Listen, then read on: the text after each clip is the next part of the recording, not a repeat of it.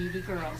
A Publisher's Weekly Review calls this a tense story about a small town swept up in bigotry and paranoia after the brutal murder of a local boy sends the residents into a frenzied witch hunt. Smith's crisp prose, that wasn't very crisp, Smith's crisp prose and dedication to moral ambiguity makes for a provoking read. Got a lot of great reviews. And the New England fall setting and the theme of the witch hunt, it just recalls that earlier time of witch hunts that really resonates as you read it. That's good. Yeah, it is. That was good. intentional. You thought of that? I did.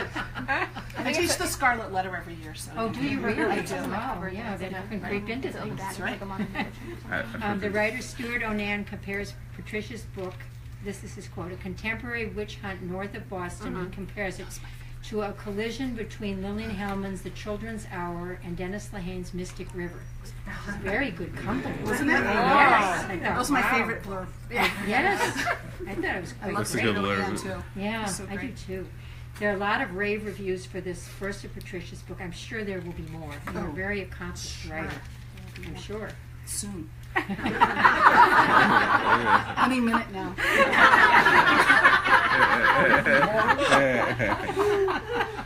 Lively crowd. Look out. Look out. You're in trouble. So, the book is dedicated to all my students. It So is. when she's writing about teachers and students, she can draw on her own experience. Sort I of. also wanted Sort to of. mention. It's fiction. I love the cover. Isn't it great? It's a I beautiful love the cover yeah, too. it's Yeah. such a it's I a do too. compelling cover. And we shouldn't choose books by the cover, but But we kind of can't help it. That's right. It's We hard. do. Patricia's nonfiction has appeared in several anthologies, including One Teacher in 10, Gay and Lesbian Educators Tell Their Stories. Her work has appeared in such places as Salon, Broad Street, Prime Number, and Gris Gris. Gree. Grigri? Gregory. Well, you can tell later what that is. It's a West African thing. Oh, Yeah. so no wonder I don't know. That's right. It's okay. A native New Englander, Smith now lives in Chester, Virginia, with her partner. And welcome back to New England. Thank you.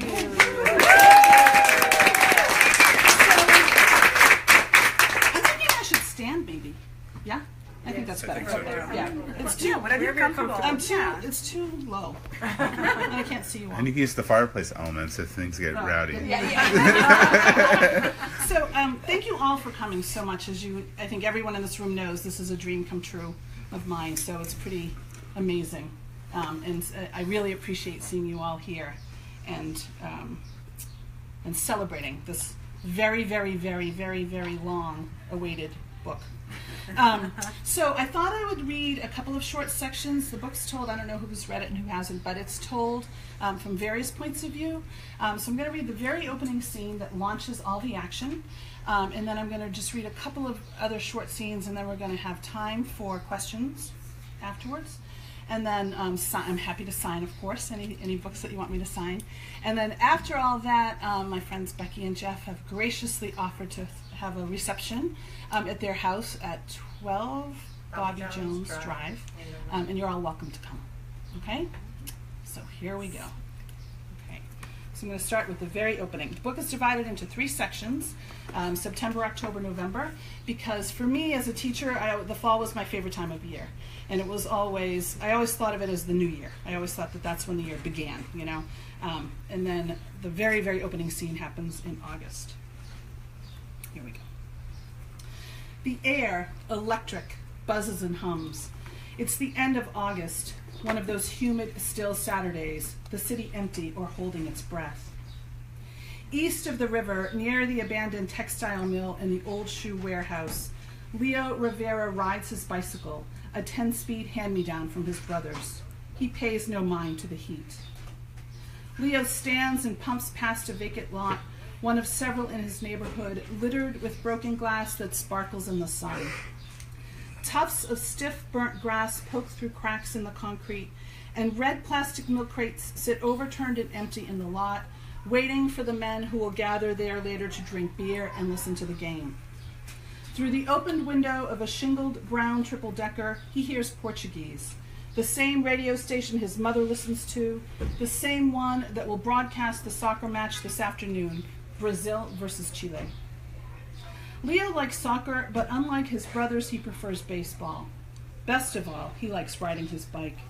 He pedals hard past the chain-link fence of his school, Most Precious Blood Elementary, MPB they all call it, and the hot tarred blacktop where he will be having recess again in a few short days.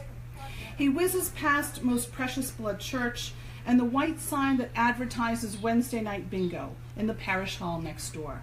His grandmother is a regular.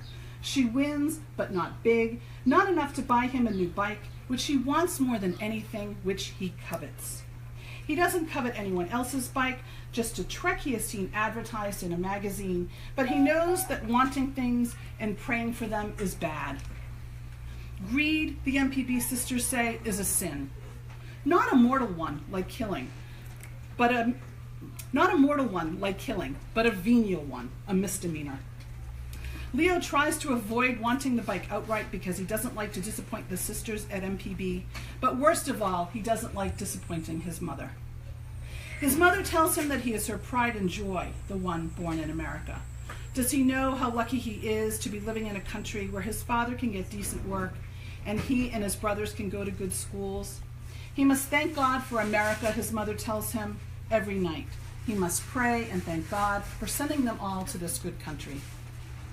The American boy doesn't know any other country. He hears the stories, and he thinks he is the luckiest of all not to know anything but America, this city, this neighborhood where he goes to school and plays baseball, this land of shiny bicycles. At night when he is saying his prayers, always thanking God for America, Leo slips and tries to make deals about how he will help his mother and how he will do all his homework if only he can get that trek for his birthday. His birthday isn't for weeks, but he is thinking about it now, riding past the library, past the Little League field with the backstop halfway torn down, past the mechanic shop where Mickey, his next-door neighbor, works part-time. Mickey is almost a friend. He is much older, but he helps Leo with his bike, lubes the chain for him, or replaces it outright like he did at the beginning of summer. Leo is thinking of his birthday and how much he would like to ride that trek to school and show his friends. He won't even mind the helmet his mother makes him wear. He won't ever complain about the helmet. He promises God. So when Leo coasts down the sidewalk toward his grandmother's house, a white triple-decker surrounded by a chain-link fence, and Mickey is waiting, sitting in the passenger seat of a car alongside the curb, engine still running, Leo is only thinking of his trek, seeing himself on the first day of school, riding to MPB on the shiny bike. He isn't thinking how strange it is that Mickey is here waiting for him. He is only thinking of his birthday and the way it will be when his mother leads him to the dining room. Mickey calls Leo out the car window and tells him to hop in. In the driver's seat, a man Leo doesn't recognize flicks his cigarette butt onto the sidewalk where it lands next to Leo's sneaker. Mickey says he's found the bike. He will buy it if it's the one Leo wants. Mickey can't remember if it's a Trek or not. He thinks it is. It'll just take a second. He's seen the bike in a shop downtown, and it isn't too expensive. If they go right now, if Leo will just get in the car, and it'll just take a minute, his grandmother won't even know he's gone. She doesn't even know he's here yet. Then Mickey will know whether or not it's the bike to buy for Leo's birthday. They'll bring him right back, they promise. So his grandmother won't worry. They put his Schwinn in the trunk. If she sees the bike lying in the yard, we don't want her wondering where you are, do we, Mickey says. Leo agrees and climbs in the back seat. Mickey's friend, the driver, smiles in the rearview mirror. You like bikes, huh? This is too good to be true. This is maybe some crazy dream. So that's how it opens. And as you can probably tell, things don't go well for Leo Rivera. Right? That's kind of it. So I thought I would just read the very beginning, and then I'm just going to read one other little section, and then we'll chat. Okay? Is that good? Sorry, I'm so hot. At 7:30, with SJ still asleep, Deirdre Murphy left the house for school. She walked side street shaded by trees in their glory, pale autumn reds, yellows the color of honey. She scuffed through piles of leaves, each whoosh a reminder of every other autumn and every other beginning of the school year, the only way Deirdre knew how to mark time. She kept track of events based on the girls she taught, the drama queens, the freaks, the year they all were brilliant. This year, Deirdre could already tell after a week of classes was the year of needy girls. Each house that Deirdre passed, she tried on. These were not houses meant for her with their mansard roofs, turrets, and gables. They were dream houses only, forever inaccessible. Still, she pictured herself making coffee in that one, eating breakfast on the porch of this one, working in the garden, pulling weeds after school. She imagined herself alone in the houses, NPR on the radio, while she cooked dinners with ingredients she grew herself. In Deirdre's mind, the interiors of the houses were tidy and looked like the magazine pictures she flipped through in the grocery store. Sorry. In the grocery. Oh, my mascara's running. You didn't tell me that. It's Supposed to warn. It's humid, yeah. Oh my God, I'm dying. Yeah, sorry. We're with you, Patty. You're supposed to tell me when I'm standing up here and my mascara is running down my mouth. We're definitely not supposed to tell you. You're not supposed to tell me. No. Well, my sister is. She's right up front. Sorry. In Deirdre's mind, the interiors of the houses were tidy and looked like the magazine pictures she flipped through in the grocery store checkout line. Artfully draped Afghans, throw pillows just so, old books piled alongside the fireplace, dust-free, all of it. The pictures, so sharp and real they made her ache with longing, became fuzzy if she tried to include SJ. Then the images slipped away and she was back on the outside looking in. 70 September degrees, blue sky. Who could tell that just days before Hurricane Rita had blown through, canceling school? Or that over in the East End, the Rivera family was mourning their missing child. Outside, the city was moving. Men and women, courier bags slung over their shoulders, hurried toward the train station to catch the commuter rail into Boston. A steady stream of familiar cars crawled by on the street, the carpool brigade on its way to Brandywine Academy. An institution in town, Brandywine was in many ways a typical private school, small with a kind of clubby feel about it. Thank you. Oh my God, my eyeball. Oh my, this is a disaster. It's not. Yeah, because it's just... You can't even see. My eyes are a disaster. Yeah. All right. Maybe you need to stand in front of under that. Oh yeah, that's probably helpful. Yeah. Maybe if I stand here. Yeah. There we go. Oh my God, that feels so much better. An idea for another story. The time she melted. The heat. I thought you were really moved by the book. I know. Yeah. It's so good. I can hardly stand it. All right. Sorry. An institution in town, Brandywine was in many ways a typical private school, small with a kind of clubby feel about it, catering to the more prominent families in Bradley, Massachusetts, with girls whose last names were Saltonstall, Hallowell, Conant, Fitzgerald. Except for the fact that it was surrounded by blacktop and a parking lot, Brandywine could be mistaken for another of the larger houses in the neighborhood. But there it was, next door to the Blue Moon Cafe, the favorite hangout of Brandywine parents, the ones who didn't work or who drove the carpools in the mornings and afternoons. On the front door of the Blue Moon, Leo Rivera's face fluttered from a flyer with taped corners, smiling in that blue Red Sox cap. Deirdre pushed the door open, breathed in freshly ground coffee, rich, buttery croissants. Frances Worthington and Evelyn Moore, the mothers of Deirdre's two neediest sophomores, sat huddled at a table over to the side and toward the rear. Frances, with her back to Deirdre, seemed to be doing the talking. Elbows bent at her side, she twirled manicured hands in the air. Frances was the president of the board of Brandywine, and her husband, a child psychologist, enjoyed a successful private practice. He was pretty famous and appeared from time to time on morning talk shows. Around town, word was that he was having an affair, the former babysitter, a girl closer in age to his own daughters, but the talk shows never mentioned that. Okay. And then I thought, I usually read, I might read a short section from SJ's point of view, but this is a section I've not read before, and I thought, just in honor of our location, that I would read it tonight. Okay. If you grew up in Gloucester, Massachusetts, If you were Portuguese or Italian, your father fished. Deirdre and Paul's father commuted to Salem to make shoes, and before him, his father had come to Gloucester to work the granite.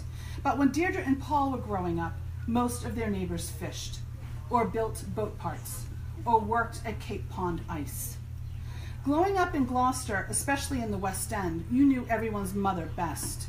You knew women who, by and large, raised their children alone, their husbands away for days and sometimes months. Having a fisherman for a father was akin to having a father in the military. You didn't ever know if he was coming home. At Our Lady of Good Voyage, you were always praying for the fishermen along with the local politicians and the president. But the fishermen were fathers whose kids you knew, kids in your class at St. Peter's. The kids at St. Peter's were usually of two types: the wild ones who came from families so big their parents never knew what the kids were up to, or the dutiful ones who helped out at home and didn't make their mothers worry. It was weird, Deirdre had complained to Paul, wasn't it, that they had nothing to do with fish. Well, not nothing. We eat it, Paul had pointed out. They had been walking along the rocky edge of the beach on one of those early summer mornings when you could feel the heat, like today, pulsing behind the thin layer of clouds, the humidity threatening to vacuum seal the city. From the harbor, the cawing of seagulls, the clanging of halyards, a boat's motor. Deirdre and Paul were taking one of their long walks, a precursor to their runs together, both of them opting for cross-country at Gloucester High. For Deirdre, running became a way to channel all her energy so she wouldn't explode. Even in seasons other than summer, she felt the sky threaten to give way, the town ready to swallow her whole.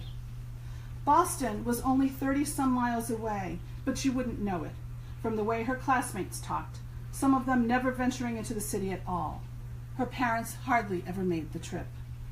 At least fishing brought adventure. Who didn't want adventure? Paul, ever the practical one, though he was younger, reminded Deirdre. I'd rather have both my parents, wouldn't you? Okay, I'm going to read you one more section. And again, this is one I don't normally read, but this is actually because my cousin, Kate, is here. So this is for her. Sometime that afternoon, after Florence and Elliot and the others had left the library, after the streetlights had come on and the dark had overtaken everything, S.J. found herself sitting in her office at her desk, looking again at the picture of Deirdre taken on the Cape.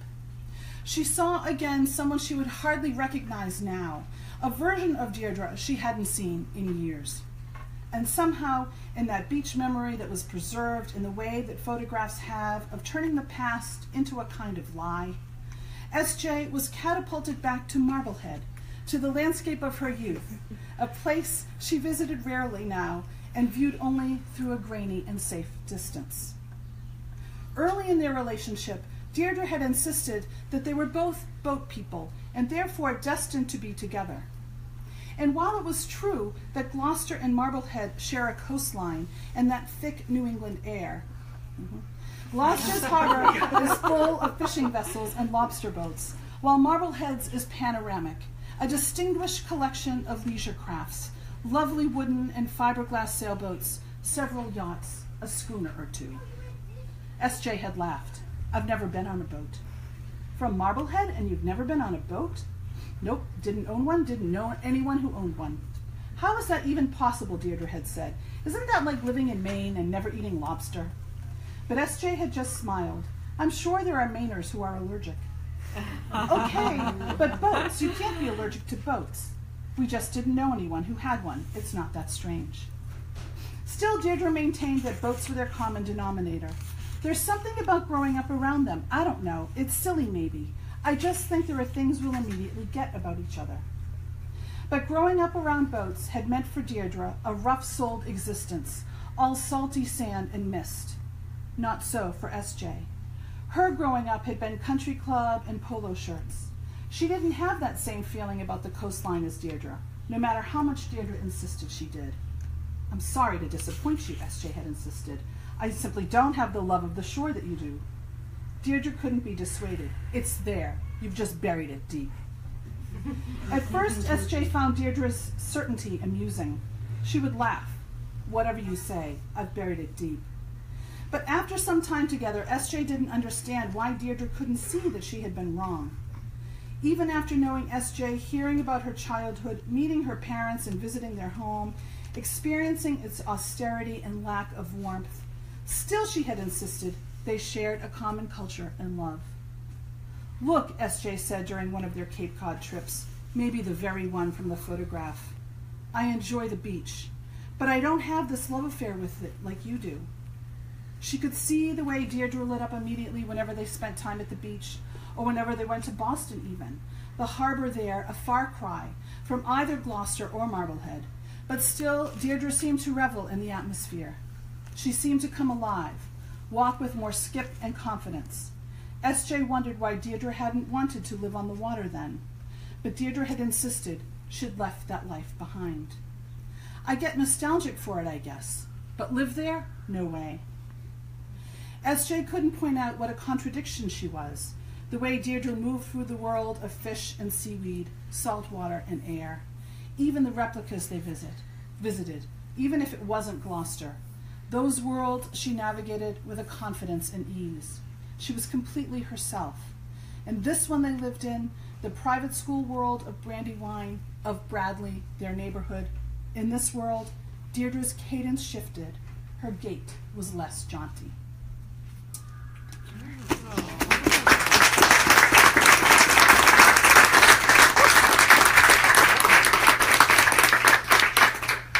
Thank you, Carmen. Saving me. Okay, so I'm happy to take any questions if anybody has any questions. And I'm thinking you probably do. Maybe. What's your writing schedule? What's my writing schedule? I think everyone wants to. Jonathan. I think everyone wants to know about process. Everybody wants to know. Okay.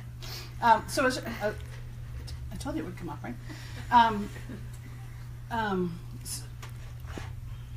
Everyone. Okay, this book took a long time to write. Right? That's fine. So my process probably isn't one you want to imitate, except that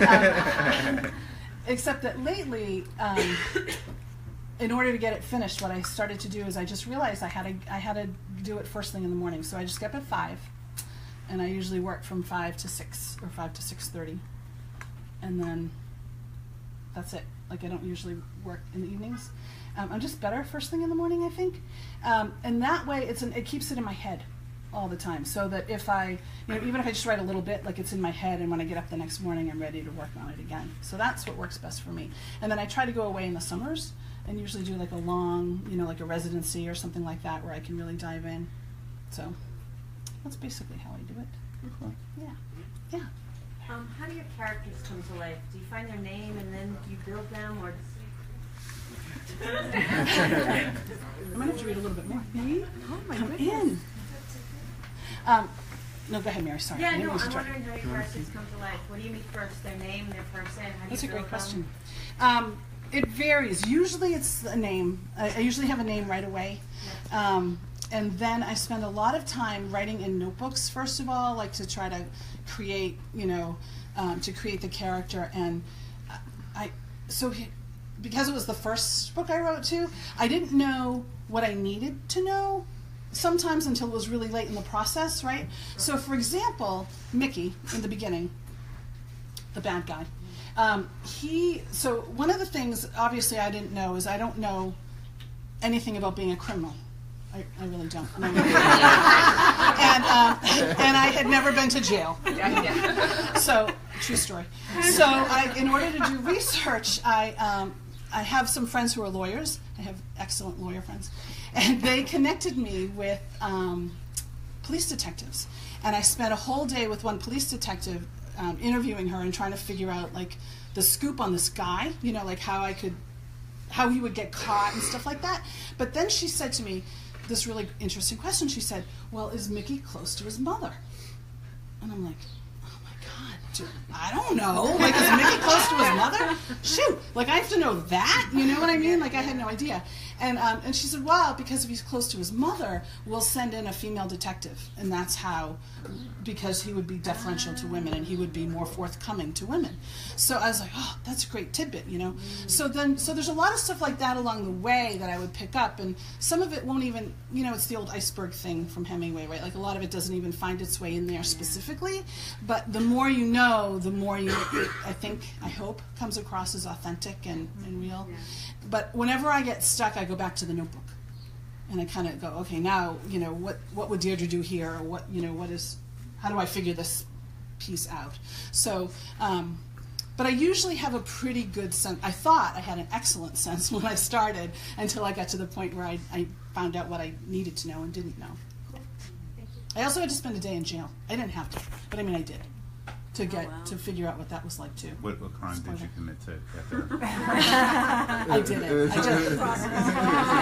Jaywalking or? That would have been really good research. Yeah. No, I went to. I met with the Sheriff Woody in Richmond, and then he brought me into the Richmond City Jail, and I spent the day there. Which is kind of cool. Yeah, it was interesting. Other questions? Yeah. So I guess where did the idea for the story start? Like when did you first? Great question. So, most of you in this room might remember this, but there was years ago, I was teaching at the Fairweather Street School, as it happens in Cambridge, 5th and 6th grade. I was going to ask you. Yeah, and there was a little boy named Jeffrey Curley.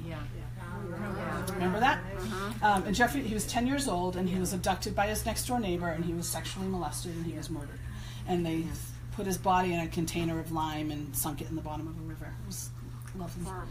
And all the kids I knew, all the kids I was teaching knew him because they were all played Little League with him, and it was horrific. And we were all, I mean, who could believe such a horrible thing would happen, right?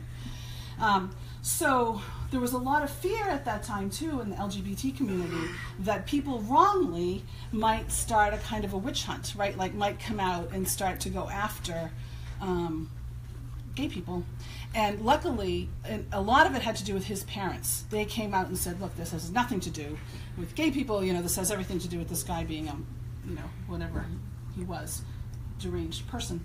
But I kept thinking, what if? And that kind of hung in my head a lot. And I think that, you know, in my early years of teaching, many of you were present for that, that, you know, and on a smaller level, that those fears were always in my head too, about the what ifs, you know, and what could transpire. So I carried that with me for a long time, I think, and then the story developed from there. And I'll say this, so I should also tell everyone, so my sister's here, and this is her 3rd reading that she's attended. So she's heard these stories over and over and over. But one of the ones that I always say is I thought I was writing a book about homophobia, and I mean, I think I am in some ways, but what I didn't realize is that I wrote a book about teaching. And I don't think I even realized it when I was writing it. You know, like I wasn't conscious, I think, that was, I mean, obviously Deirdre's a teacher, but I didn't think it was sort of saying anything about teaching, I guess, until I finished. So that was a kind of a surprise for me. Yeah. Oh, Do you have, now that you've written this, do you have like kernels of the next one? I do. Oh. Can you share? Do you want to hear? Yeah. Okay. Preview. Here's the teaser. Yeah. Okay. So y'all know this too. So I know I'm scared. So when I was teaching at Pike, right, I was lucky enough to get a Fulbright, and I went over to Senegal and spent a year in Senegal. And the part of Senegal where I lived is the southern part, south of, it's called the Casamance region. And people in that region often, there have been off and on fights to secede from the rest of Senegal, right? After I left, it really blew up, and it got almost to be an intense civil war when in that region. And both the rebel forces and the government forces put landmines down, right, in all the villages.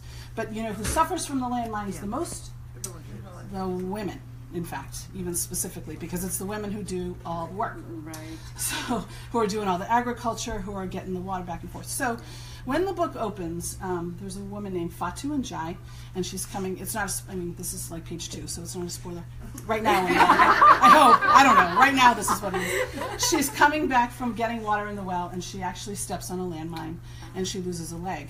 She isn't killed, but she loses a leg, and she ends up being flown to Mass General Hospital because the company that's responsible for making the landmines is in Cambridge, and they're trying to get out. Right, and this is kind of historically true, right? That they're trying to get out of that business, and part of their deal is to make reparations, and so they're trying to like take care of victim compensation in a way. So she comes over. Okay. Coincidentally, there's another woman. She'll have a nice Irish name. I'm not sure what it is yet, but she grew up in Newton, and she has 3 older brothers and a military dad. And so as the youngest girl in this family of men and with this military dad, she is working very hard to prove herself, right? She's always trying to like prove herself. And so she ends up going to MIT, she becomes an engineer, and where does she work? She works at the company that makes the landmines. And her path and Fatu's path cross. So that's a good reaction. That's Only page 2? well, maybe it's a 5. Well, you have a lot of work to do. I do have a lot of work to do. I gotta get going, yeah. So That sounds great. well, I don't know. It's really funny because you hear about all this stuff. I've heard from a lot of friends who have books that sometimes the second one, sometimes it's harder because, you want it to at least meet the expectations of the first or surpass, right? So there's that. But there is, we were talking about this in the car ride over, there's a confidence I think you have the second time around that probably, I know I didn't have the first time around, like, can I really do this? So you know how like whenever you do something really hard, you run a marathon or you do something hard and then you do it again and then you say, okay, I know I can do it because I've done it, So I think there's that. But I have to speed it up. Is the issue. Yeah, I can't take as long. Yeah, at least try to do it in 9 years. Exactly. Cut lob a year off each time, right? That would be good. I won't have a very long writing career if I keep taking this long. Right? Right till you're on 105. Oh, okay. All right, cool. Be like Harper Lee. Yeah. Did you start the first part like 30 years ago? 30 years ago? Or 20 years ago? Like No, I actually, the seeds of it, although it was about 15 years Yeah. ago, I think, because the seeds of it really did begin when I was in the MFA. I was in a novel workshop, and with Tom DeHaven, actually, as it happens. And I definitely started it there. But I put it aside for a long time, too, partly because, teaching full-time. And as a teacher, I was not a very good multitasker. Like, you know how teaching is. All of you in here know how teaching is. It's very time-consuming, and also in a good way. But it's very time-consuming. And I think there was a long time where I just didn't really believe I could do it, And it's hard to kind of convince yourself that it's worthwhile, right? This, Jonathan. Like you keep writing and writing and writing, and no one's paying you, right? No one's going to pay you for it. So you keep doing it, and then you say, like, why am I doing it? What am I doing? This is crazy. You put it in the drawer, and then you take it out again. Oh no, I'll keep going. And then so finally, it just you have to get to a point where I had to say to myself, do I want this badly enough? And if I do, okay, then I'll do it. And if I don't, I won't. It just felt like the terminology even used at the end of the book was more current, like they're using the term boundaries, which wasn't a big hot thing 15 years ago, which is a big hot thing now. I mean, it wasn't a term to that, but you mentioned that at the end of the book. And I was that's funny. It almost seemed like the other piece had been written sooner. And then that's a great, good observation, Becky. That's awesome. Yeah. You know what? Well, that could be true, except for, what else? So this is another interesting thing for those of you who've read the book. Did anybody feel like muddled about when it took place? That's actually the question I was going to Yeah, ask. Okay. that's fine. Yeah, so I thought originally that I thought it had to take place, I want to say 1991 originally, because I thought it had to take place pre-marriage equality in Massachusetts, right, in order for people to get so kind of worked up about like the homophobia. And then it was an interesting thing. It was the publisher who said no. And they said, so a couple things. Like they said that if there isn't like a historical event around which the plot is connected, make it timeless. You know, remove kind of all the references to time, because otherwise people see it as historical fiction, actually. And then also they said, you know, the homophobia exists now. I mean, it doesn't matter. That doesn't change, right? The feelings don't change. So they said, you know, make it as vague as you can. But I don't know if you got, again, you guys who've read it, there's references to sleepovers where they make prank calls to the teacher, and the teacher's number is listed. So that's a kind of a giveaway. Right? Like, we don't do that anymore. And then there aren't cell phones really. Right. That was Right, that was except the for big thing Deirdre I has noticed. one, I No think, cell it went in phone. the And van, there's but there nothing really no one there's was no texting. technology kind of in the book. Yeah, stuff in it, And right. the other thing, if you're a Yeah. very, very careful reader, you would recognize the Red Sox players who are mentioned. Right, Jason Veritek is the captain. So people would be like, oh. And I brought that up and so my publisher said, okay, if we get someone complaining about the Red Sox names, we know we're good. This is not an issue we need to worry about. So I was like, okay. Yeah. Yeah. You've spoken about your publisher. At what point did you get a publisher? Okay, great question. So let's see. I don't know how long ago it was now, but I had worked on this. I thought I had done everything I could do. Right? I thought made it the best I could do, and it's published by Akashic Press, and it's a small indie press in Brooklyn. They're great, they're fabulous, and they're known for putting out all kinds of books on like LGBTQ issues and stuff like that. They've been around for a long time. And Kaylee Jones has an imprint, her own imprint at Akashic, and Kaylee went to Wesleyan, also where some of us went, and we had mutual friends, and I knew she had started this imprint. So when I got the book to the place where I thought there's nothing else I can do, I thought I'll just send it to her, kind of on a whim, right? So I sent it off, and I don't know, a couple days later, it was really quick, she wrote me back, and she said, oh my God, this is great, I want this. And I said, what? That's crazy, are you kidding? Right? And so then she said the magic words, but I just have a few suggestions. Just a few. And she said, would you be willing to do those few suggestions before I give it to my staff? And I was like, are you kidding? Of course, I'd be happy to do those suggestions. Okay, so the suggestions were 7 single-spaced pages, right? And it involved getting rid of one character. She said, I really think this character needs to go. And when I read her comments, I thought, oh my God, she's exactly right. Like instantly, I knew she was right. So I felt, so grateful. But getting rid of one character meant going through the whole manuscript again, because there were complete scenes that had to come out. So that took about another 6 months, actually. And of course, then when I gave it again, there were still, it came back a few more times. But I was pretty lucky on the whole. It was a very, the first person I sent it to said, sure. You were lucky, except for the part where you were working on it for 10 years. Right. It, Well, no. I- Yes, exactly right. Yeah, I it mean, was in good shape when you yeah. sent it in. No, thank you, Jonathan. That's true, I think. But I just mean, still, I think people can work pretty hard though and still send it off True. and have, a struggle. So I felt pretty happy about that. Yeah. I never called my teacher right away. Maybe that was a trick you guys did growing up. Hang up. No. Oh, no. No. Oh, call teacher. No, Call no. teacher, I no. never did things No, like that. no. Ever. Number one. Never. As far as I was a very well-behaved child, The title. mostly. Because I haven't read the book, I just Yeah. bought it today. So the title, was that changed numerous times, or where did that come from? That's a great question. God, you guys are good. So that question, the title came from, I had that line in there, right? The Your Needy Girls. And I don't know if any of you know Michelle, Michelle Youngstone?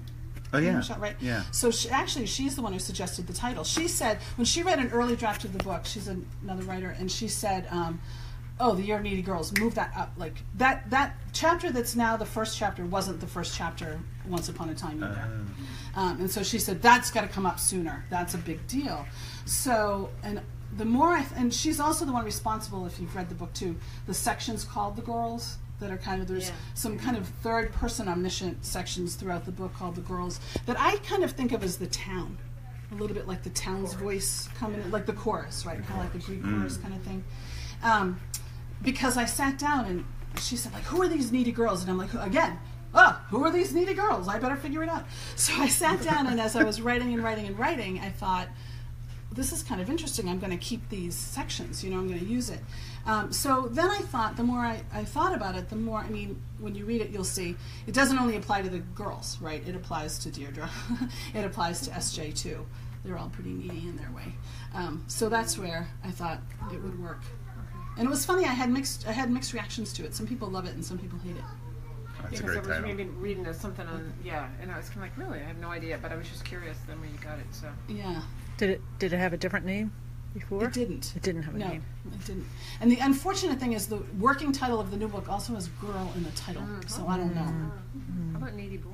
The sequel. The sequel. The Needy Yeah. Boys. Yeah. The Year of Needy Boys. Yeah. The blockbuster. Patty, So, can I ask you something? yeah. Oh, Yeah, no, go ahead. And then we go here and then I'll go over there. Is that okay? Are we doing okay? Yeah, Time-wise? we're Yeah. doing fine. All right. No, yeah, Okay. keep on going. Okay. So, in some ways, I almost always read nonfiction. Uh-huh. So I was, obviously Made an was exception. I did for you anything. But so it was like, in some ways, it was like a page turner. Like you get to the end, I really, what's going to happen next and all that. At the same time, like when you were just one of the reading, like when you were talking about Gloucester and Marblehead, two towns I've spent some time in, I thought, you really just painted the picture so perfectly. So like what's the distinction between driving the story and sitting in an emotion? Right? That's like the $2 million question, Perry. Yeah. That's It's a like great- the it's a great hardest question. thing. Right? It's a great question. And it's a kind of a hard one to pinpoint, but I felt like, so I told this story, I was at Porter Square Monday night, and I told this story then too, but I'll tell it again see if it worked. I don't know if it helps answer that question. Once, Dan Brown's book, The Da Vinci Code, right? There was a hurricane in Richmond, and I was, for like days we had no electricity, we couldn't do anything. And somehow that book was lying around, and I thought, I picked it up and I started reading it. And again, I'm sorry if I offend anybody, but I didn't think it was very well written, But I couldn't put it down. And it was the first time I had that experience of a book that was like cringeworthy in the prose, as far as I was concerned, but I couldn't stop reading it. And I said to myself, there's something here. Like, what is it that's making me turn the page, right? It's not just language. There's that feeling of what's happened next. And I thought it was instructive to me because, in a lot of MFA programs, they don't talk to you a lot about plot at all, right? It's all about the crafting the sentences and the language, which I'm grateful for. But really, I think a lot of us read to find out what happens next. So it's always a kind of a struggle, and I would say that's also where a lot of first books fall short, is that they don't think about story enough, and they don't think enough about pacing. I teach a Fiction 2 class, and my kids, it's a high school for the arts, and they write 100 pages of a novel. Kind of cool, right? 16 years old, like pretty cool stuff. And we talk a lot about that, like pacing, like how do you decide? And it's a kind of a hard, I don't know how to explain it. I think you have to kind of do it, and then you have to kind of get that sense of, okay, if I'm stopping here to describe, am I cutting off the energy, right? Am I cutting off the action? Is it better to keep going? And then you kind of want to wait for the lull that feels natural. But it's a hard balance to strike, and I'm glad a lot of people have said that to me. They thought it was, like they wanted to keep reading, like once they started reading. So that's But good, yet it I was still think. very evocative and Good, the colors and everything. And in some ways, it made me think about opera in the sense that like you have like a recitative where the story moves forward. Exactly, And then sure. and the aria sits Yes. on an emotion. That's great. I'm going to use that in my class right now. That is awesome, Perry. Really, you don't even have to credit me. Oh, I love that. You actually, you won't even know if she does or not. She can just tell you. That's great. No, I love that. And I So it think was like that combination that I really, Yep. And I think one of my creative writing students who is in the orchestra said something similar too, like the movements in an orchestra, I guess, sort of kind of follow that same, in a certain way, or could follow that same way. Yeah. Yeah. You had a I question? just wanted to get clear about the cover. I Oh. love the cover. So how did that come about?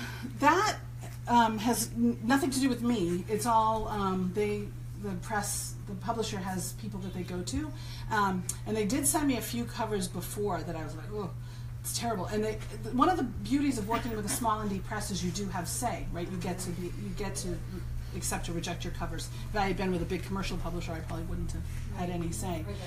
Yeah. So this was, I think, the third one they sent me, and I was like, ooh, that's it. That's the one. I was a little nervous. Like, it looks a little noirish. Yeah. You know, it looks a little thrillerish.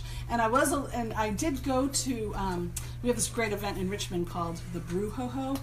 It's at the local brewery, Books and Brew. And it's right before Christmas. And they invite all these local authors, and basically it's a Christmas kind of, a holiday kind of thing. And this woman came up to me and she said, oh, I'm going to buy your book for my dad. He loves thrillers. And I was like, okay. Hope he has a good time. Like, I'm not going to dissuade you, but I'm not going to, you know. That's a good lesson. I know, right? So Sylvia got here kind of late, and I'm thinking maybe I should read one more tiny little piece for you. Would that be okay? Would you guys mind? I'll just do a really, really short piece. Do you mind? Okay. Sylvia, come and sit. Cool.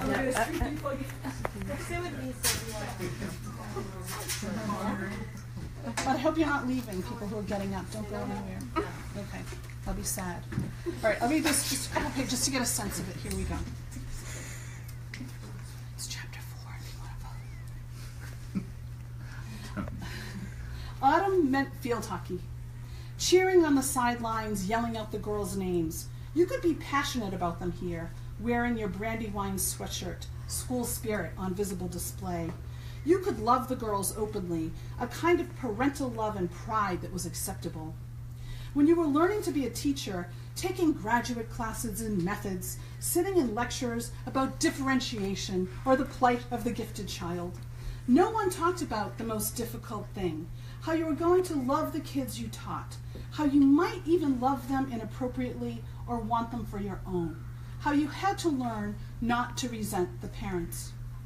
No one facilitated a discussion about the possible disasters waiting to happen if you mistakenly forgot that you were the teacher and the kids were your students, not your children, and not, God forbid, your friends. But it was sometimes difficult to remember this. Deirdre couldn't talk about how she felt to anyone, not even S.J., especially not S.J., who was already judgmental about the amount of time Deirdre spent at Brandywine, the hours she spent agonizing over the girls' private lives, which, S.J. liked to remind her, were private. Do you have to go to every home game, S.J. often complained. You do get to take time for yourself, you know. But if Deirdre missed a game, then she might miss Anna's biggest goal, and then she would feel terrible, like she had let the girl down and missed an important moment in her young life. She wanted the girls to take her seriously in the classroom, she tried to explain to S.J., and if she showed them that their lives mattered to her, they were more likely to listen in class and learn. The truth was, Deirdre loved attending the field hockey games, the long autumn afternoons, a kind of symphonic lull in the middle of the city. The field, located a few miles from Brandywine, did double duty. Used both for youth soccer league as well as the Brandywine field hockey games, it was surrounded by oaks and maples and made you feel as though you were not in Bradley with its factories and triple-deckers, but out in another part of the state, in one of those picturesque New England towns with its own private school, the kind with glossy catalogs and a campus, the kind of place with big town greens where festivals were held and rich people retired, the kind of place in which the West Enders pretended they all lived, forgetting about the East End that was, in spite of their amnesia, part of Bradley. Here at the games, Deirdre stood near the cluster of parents, mothers mostly, dressed in smart-looking outfits, all in inappropriate footwear, heeled boots or cute slip-ons that did not navigate dampened fields effectively. Their hair, Deirdre noticed, always looked newly cut and styled, smooth and shiny, not the mess that hers inevitably turned into after a full day of teaching. Or like sweating. Just throw that in there. Okay.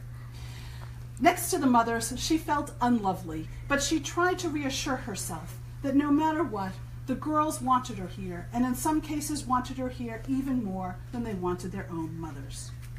Secretly, Deirdre was thrilled when any of the girls confided in her something they couldn't discuss with their mothers, though she always encouraged them to bring it up at home. Your mother, she would insist to the girl sitting in front of her, wiping away tears. She needs to know how you feel. You need to tell her. And when the girl would resist, would say something about how her mother just wouldn't understand, about how it was amazing that Miss Murphy did understand, how it was awesome they had a teacher like her who got them, then Deirdre felt the power she wielded and reveled in it just the tiniest bit.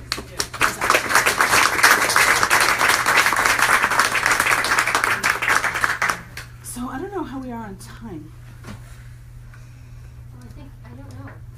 7:35. Oh, wow, You're kind okay. of in charge, like in the classroom. I'm in charge. Well, does anybody else have questions, first of all, before we Diana, anybody else have any other questions? Nothing? What's going to be on the final? I refuse to answer that question. I have a simple one. Yeah.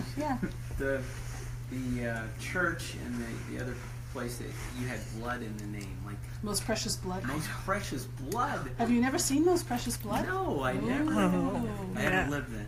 You gotta go. Yeah, you gotta go like to the South Shore. And Okay. Yeah. It's a real thing. Yeah. Most Precious Blood Elementary, and that was another thing. Like I would always drive by churches like that and think, or school and think like, how can you go to a school called Most Precious Blood Elementary? Like, ew, right? Like how horrifying, right? Yeah. Of course, it's meant to evoke, the bad stuff that happens, but yeah. I will say yes when you're reading that part and about being brought up Catholic. At a certain time, I hadn't thought of a venal sin in a while. Yeah. What is that? But yeah, these crazy names. And what was the other name that was a little crazy too? It was the other one in the other town. Was it in Gloucester? Oh, you mean the other church? Yes. Oh, Our Lady of Good Voyage.